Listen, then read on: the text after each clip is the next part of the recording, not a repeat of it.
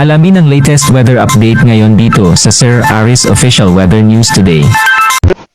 Habagat pa rin ang umiiral sa kanlurang bahagi ng Luzon at ng Kabisayaan at ito pa rin po ang nagdudulot ng mga pagulan sa malaking bahagi ng ating bansa. Maging yung mga thunderstorms o pagkidlat pagkulog.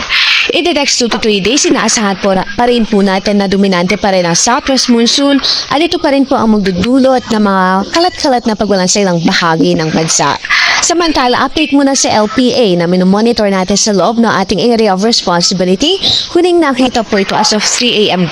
Kanina sa layong 1,190 kilometers east-northeast to yan ng extreme northern Luzon. So medyo may kalayuan na po ito sa ating landmass at sa kasalukuyan wala na po itong any effect o direct effect sa anong bahagi ng ating bansa.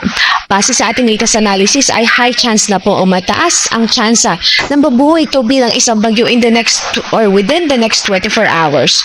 So posible po na bago pa man ito lumabas na ating area of responsibility ay mabuo ito bilang isang tropical depression.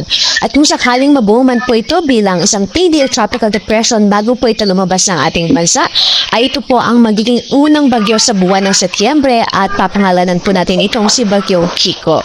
Pero sa ating nakikitang outlook, kahit pumabuo siya within the area of responsibility at dahil medyo malayo na po siya sa ating kalupaan, mababa na po yung chance na magkaroon po ito ng any effect pa o direct effect sa anumang bahagi ng ating landmass. Kaya pa man, patuloy po tayo magantabay sa magiging updates ng pag-asa ukol po sa nasabing weather disturbance.